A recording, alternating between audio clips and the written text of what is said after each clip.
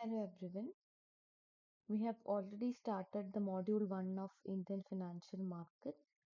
അതിൻ്റെ ബാക്കി കണ്ടിന്യൂഷൻ കാര്യങ്ങളായിരിക്കും നമ്മൾ ഈ വരുന്ന ടൈമിൽ പറയാൻ പോകുന്നത്. So you have already seen what a financial system is. എന്താണ് financial system? Financial system is nothing but a system that allows transfer of money between savers and borrowers.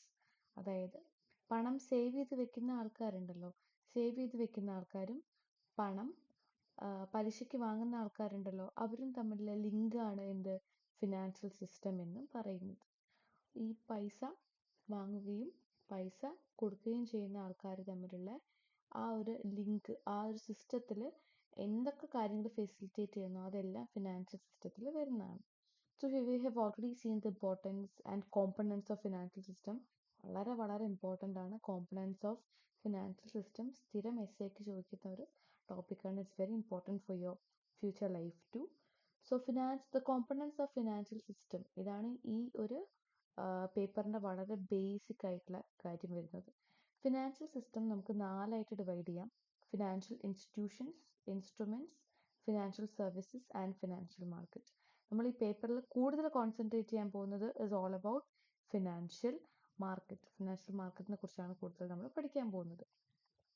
So Indian financial system or any other financial system can be classified into 4. ഇതൊക്കെ നമ്മൾ already ക്ലാസ്സിൽ പറഞ്ഞതാണ്, but still I will explain it once more.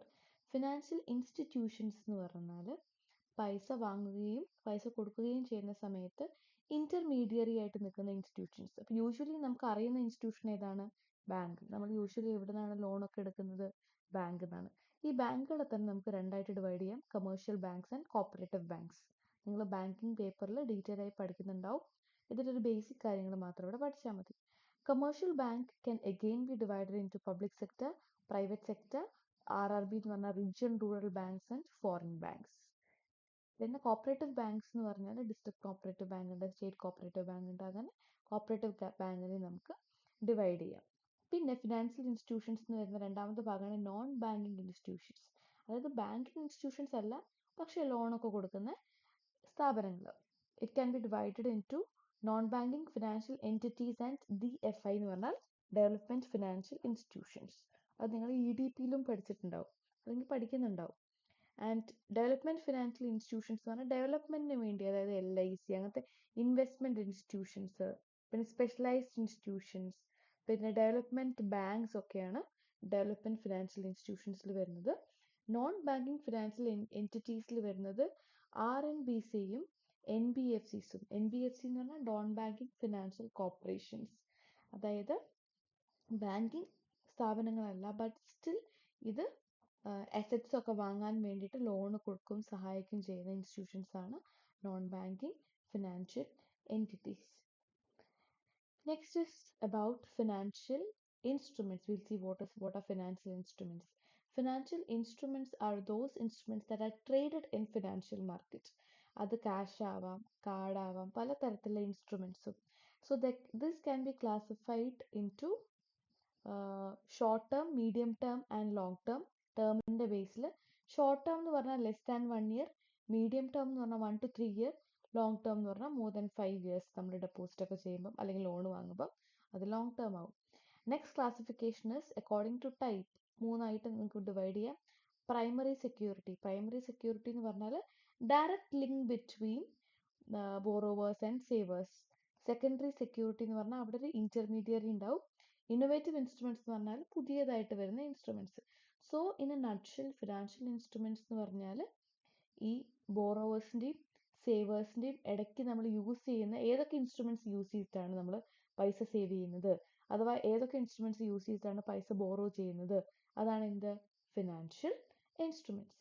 Next is financial services എന്ന് പറഞ്ഞാൽ ഈ financial സിസ്റ്റത്തിന് help ചെയ്യുന്ന കുറേ എൻറ്റിറ്റീസ് ആണ് ഫിനാൻഷ്യൽ സർവീസസ് എന്ന് പറയുന്നത്. So these can be classified into asset-based or fund-based and fee-based entities. Fund-based എന്ന് പറഞ്ഞാൽ അവിടെ ഒരു അസറ്റ് ഇൻവോൾവ് ആയിരിക്കും. Leasing, higher purchase. നമ്മളിപ്പോൾ ഹയർ പർച്ചേസിലൊക്കെ ഒരു അസറ്റ്, ഒരു മെഷീനറി അല്ലെങ്കിൽ വേറെ എന്തെങ്കിലും ഫേർണിച്ചറൊക്കെ ഇൻവോൾവ് ആവും അല്ലേ? അപ്പം ഒരു അസറ്റ് ഇൻവോൾവ് ആവുന്നതാണ് എന്ത് ഫണ്ട് ബേസ്ഡ്. നേരെ മറിച്ച് പ്യുവർ ക്യാഷ് അല്ലെങ്കിൽ ഒരു അസറ്റ് നമ്മൾ ഫിസിക്കലായിട്ട് കാണുന്ന എസറ്റ് ഇൻവോൾവ് അല്ലാത്തതാണ് ഫീ ബേസ്ഡ് എന്ന് പറയുന്നത്. മെർച്ചന്റ് ബാങ്കിങ്, ക്രെഡിറ്റ് റേറ്റിംഗ്, പിന്നെ സ്റ്റോക്ക് ബ്രോക്കിംഗ്, മേജേഴ്സ് എന്നുള്ള കാര്യങ്ങളെല്ലാം നമ്മളിതിൽ കുറച്ച് കാര്യങ്ങൾ ഈ സെമ്മിൽ തന്നെ പഠിക്കും. ഫിനാൻഷ്യൽ സർവീസിന്റെ കുറച്ച് കാര്യങ്ങൾ ഫിഫ്ത് സെമ്മിൽ ഫിനാൻഷ്യൽ സർവീസ് എന്ന് പറഞ്ഞൊരു പേപ്പർ ഉണ്ട്, അതിൽ കൂടുതൽ പഠിക്കും. അപ്പം നിങ്ങൾ സിലബസിൽ മെൻഷൻ ചെയ്തിട്ടുള്ള കാര്യങ്ങൾ നമ്മൾ ഇനി വരും ക്ലാസ്സുകളിൽ പഠിക്കും. And the fourth and last and the most important component as per your syllabus is financial market. Market എന്ന് പറഞ്ഞാൽ എന്താണ്? നമ്മൾ സാധനങ്ങൾ വാങ്ങുകയും വിൽക്കുകയും ചെയ്യുന്ന ഒരു സ്ഥലം. അതുപോലെ ഫിനാൻഷ്യൽ മാർക്കറ്റ് എന്ന് പറഞ്ഞാൽ ഈ പറയുന്ന സാധനങ്ങളെല്ലാം ഫിനാൻഷ്യൽ ഇൻസ്ട്രുമെന്റ്സ് ട്രേഡ് ചെയ്യുന്ന സ്ഥലമാണ് financial market. It can be classified in the two head money market and capital market. Money market എന്ന് പറഞ്ഞാൽ short term market, less than 1 ഇയറിലേക്ക് ബോറോ ആൻഡ് സേവ് ചെയ്യുന്ന മാർക്കറ്റാണ് മണി മാർക്കറ്റ്. മോർ ദാൻ 1 ഇയറിലേക്ക് borrow ചെയ്യാതെ അഥവാ ഡെപ്പോസിറ്റ് ചെയ്യുന്ന മാർക്കറ്റാണ് capital market. So large scale market ആണ് ക്യാപിറ്റൽ മാർക്കറ്റ്. മണി മാർക്കറ്റ് എന്താണ്? സ്മോൾ സ്കെയിൽ മാർക്കറ്റ് ആണ്. ഈ മണി മാർക്കറ്റിൽ വരുന്ന ഇൻസ്ട്രുമെന്റ്സ് ആണ് ഈ കാര്യങ്ങളെല്ലാം. ഇതെല്ലാം നമ്മൾ ഈ മോഡ്യൂൾ തന്നെ പഠിക്കും. ക്യാപിറ്റൽ മാർക്കറ്റിന്റെ കൂടുതൽ കാര്യങ്ങൾ will study in module 2 and 3. Okay. പിന്നെ മോഡ്യൂൾ 4 നമ്മൾ ഡെറിവേറ്റീവ് ഇൻസ്ട്രുമെന്റ്സിനെ കുറിച്ച് പഠിക്കും. മോഡ്യൂൾ 5 ക്യാപിറ്റൽ മാർക്കറ്റിനെ കൺട്രോൾ ചെയ്യുന്ന സെബി അഥവാ securities and exchange board of ഇന്ത്യനെ കുറിച്ച് നമ്മൾ പഠിക്കും. മോഡ്യൂൾ 3 കുറച്ച് പോർഷൻസും മോഡ്യൂൾ 5 കുറച്ച് പോർഷൻസും നമ്മൾ സെമിനാർ ആയിട്ടാണ് തന്നിരിക്കുന്നത്. Okay. And this is all about components of Indian financial system. ഇതിൻ്റെ എല്ലാം എക്സ്പ്ലനേഷൻസ് വരുന്ന സ്ലൈഡുകളിൽ തന്നിട്ടുണ്ട്. ഓക്കെ. ഞാനിപ്പോൾ പറഞ്ഞ കാര്യങ്ങളുടെ എക്സ്പ്ലനേഷൻസ് ആണ് ഈ സ്ലൈഡുകളിൽ ഇൻക്ലൂഡ് ചെയ്തിട്ടുള്ളത്.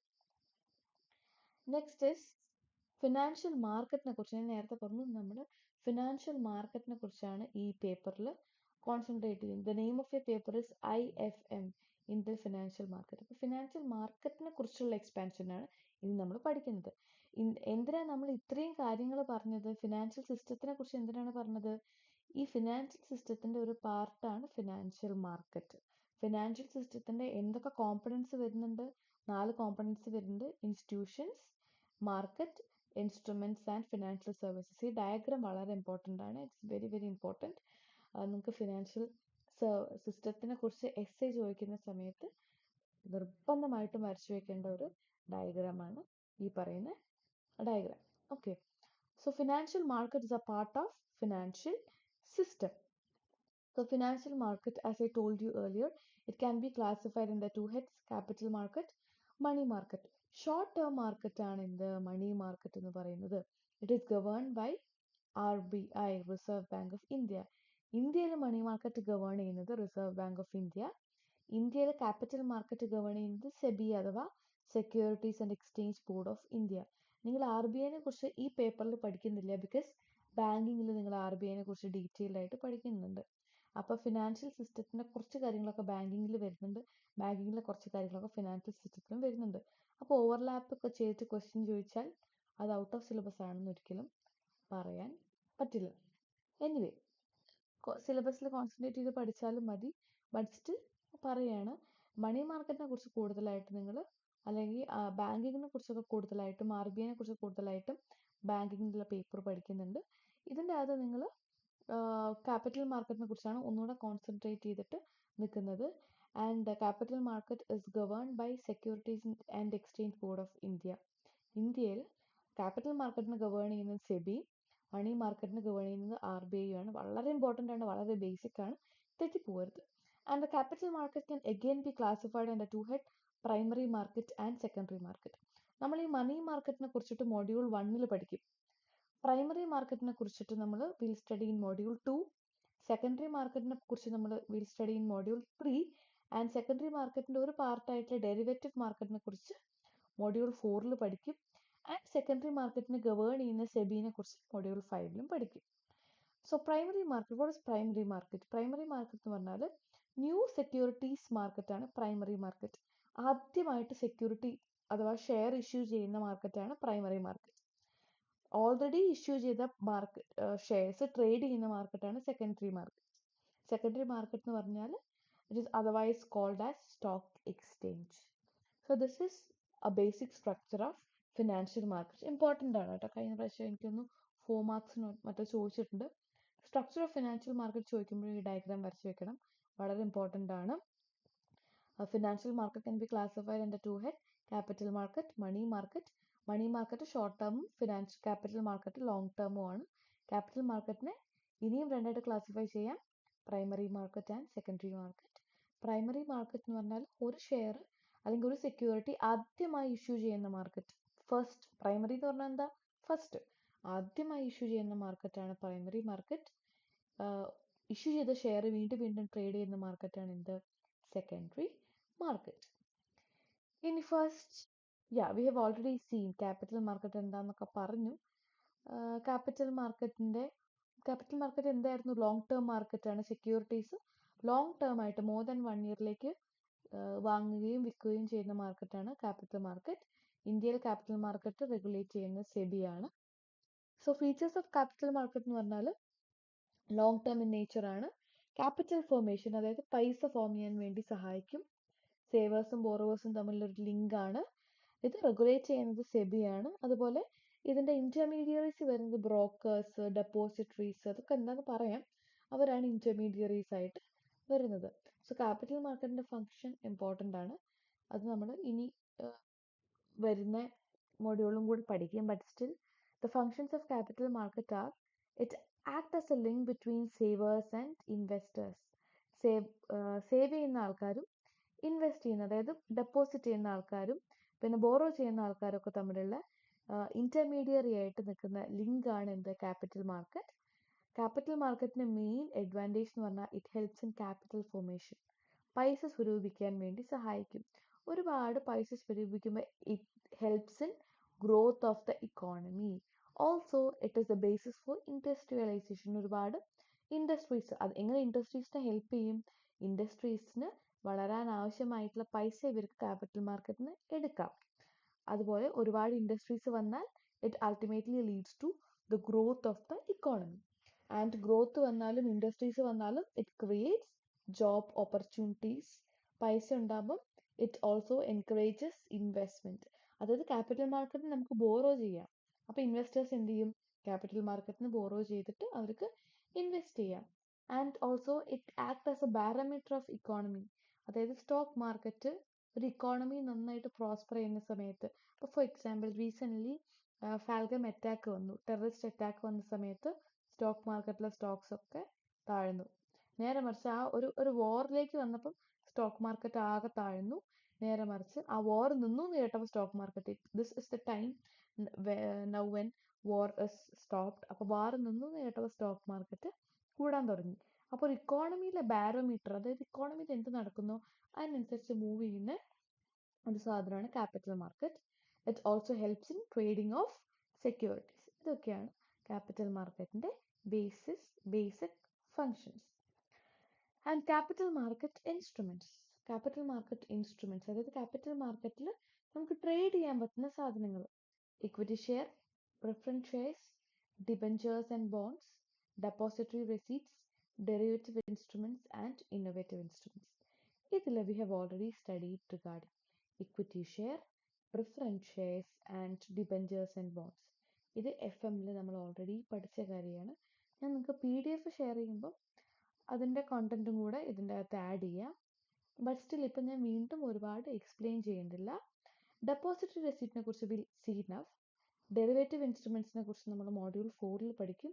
ഇന്നോവേറ്റീവ് ഇൻസ്ട്രുമെൻറ്റ്സിനെ കുറിച്ച് നമ്മൾ ഈ ഒരു മൊഡ്യൂളിൽ പഠിക്കും.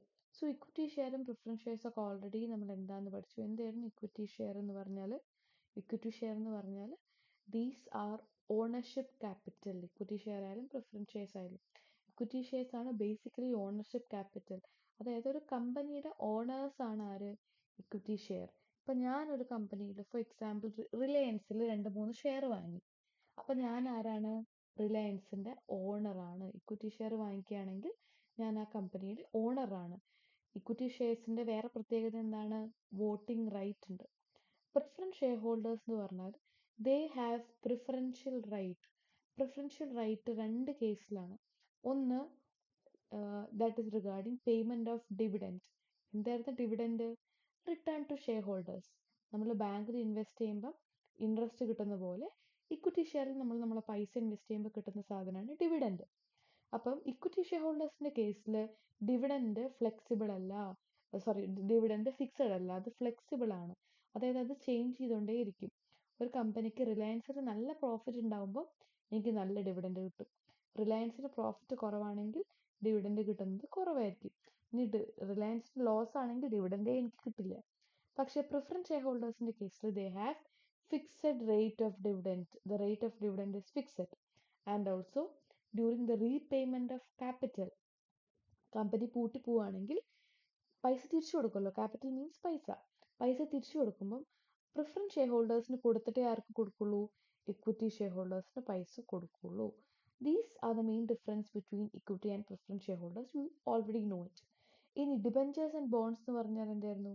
ഒരു കമ്പനി കടം വാങ്ങുന്നതാണ് ഡിബഞ്ചേഴ്സും ബോൺസും. കടപ്പത്രത്തിനെയാണ് നമ്മൾ ഡിബഞ്ചർ എന്ന് പറയുന്നത്.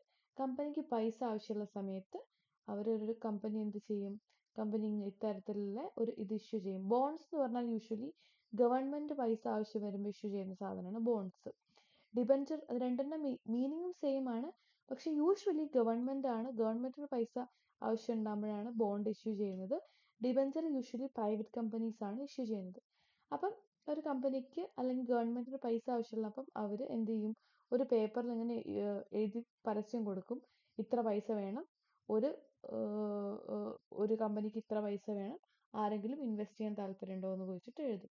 അപ്പം നമുക്ക് എന്ത് ചെയ്യാം? നമ്മുടെ പൈസ അവിടെ ഇൻവെസ്റ്റ് ചെയ്യാം. റിട്ടേൺ ആയിട്ട് എന്ത് കിട്ടും? ഇൻട്രസ്റ്റ് റേറ്റ് അഥവാ ബോണ്ട് yield റിട്ടേൺ ആയിട്ട് നമുക്ക് മാസം തോറും അഥവാ വർഷം തോറും കിട്ടും. അപ്പൊ കമ്പനിയുടെ ആരാണ് നമ്മളെ കമ്പനി കടം വാങ്ങിയ ആൾക്കാരാണ് debenture holders and bond holders. Company കടം എടുക്കുകയാണ് ചെയ്യുന്നത്. പൈസ ആരുടെ കയ്യിൽ നിന്ന്? ഡിബഞ്ചർ ഹോൾഡേഴ്സിനും ബോണ്ട് ഹോൾഡേഴ്സിനും എടുക്കും. നേരെ മറിച്ച് ഷെയർ ഹോൾഡേഴ്സ് ആരാണ്? കമ്പനിയുടെ ഓണേഴ്സ് ആണ്. ഓക്കെ, ഡിബഞ്ചർ ഹോൾഡേഴ്സും ബോണ്ട് ഹോൾഡേഴ്സും കമ്പനിയുടെ കടക്കാർ ആണ്. Okay, so we have already scene all these things. Just ഒന്ന് ബ്രഷപ്പ് ചെയ്യാൻ വേണ്ടി വീണ്ടും പറഞ്ഞു എന്നേ ഉള്ളൂ. And next is regarding depository receipt. അത് നെക്സ്റ്റ് പാർട്ടിലിടാം. ഇൻ ദിസ് പാർട്ട് നമ്മൾ ബേസിക് ആയിട്ട് ഫിനാൻഷ്യൽ സിസ്റ്റം എന്താന്ന് നോക്കി. പിന്നെ ഫിനാൻഷ്യൽ മാർക്കറ്റിലെ ക്യാപിറ്റൽ മാർക്കറ്റിന്റെ ചില ബേസിക് കാര്യങ്ങൾ നമ്മൾ പറഞ്ഞ് പോയി. ഈ ക്യാപിറ്റൽ മാർക്കറ്റ് ക്ലാസിഫിക്കേഷനായ പ്രൈമറി മാർക്കറ്റ് സെക്കൻഡ് മൊഡ്യൂളും സെക്കൻഡറി മാർക്കറ്റ് തേർഡ് മൊഡ്യൂളും പഠിക്കും. ജസ്റ്റ് ക്യാപിറ്റൽ മാർക്കറ്റിന്റെ ഒരു ഓവറോൾ കാര്യങ്ങൾ മാത്രമാണ് ഈ മൊഡ്യൂളിൽ പറഞ്ഞു. And in next module we'll see depository receipts. Okay.